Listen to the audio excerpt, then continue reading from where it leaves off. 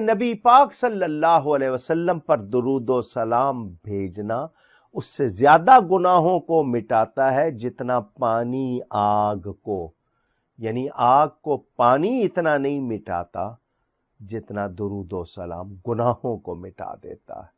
اور نبی صلی اللہ علیہ وسلم پر درود و سلام بھیجنا غلام آزاد کرنے سے افضل ہے، اور رسول اللہ صلی اللہ علیہ وسلم کی محبت جان قربان کرنے سے افضل ہے۔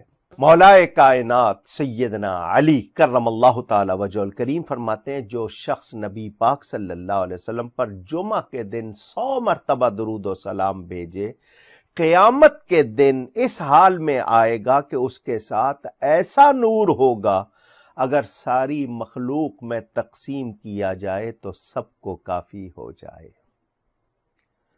حضرت علی کرم اللہ تعالی وجہ الکریم کا یہ قول بھی کہ اگر مجھے ذکر خدا بھول جانے کا اندیشہ نہ ہوتا تو قرب خدا صرف درود کے ذریعے ہی حاصل کرتا۔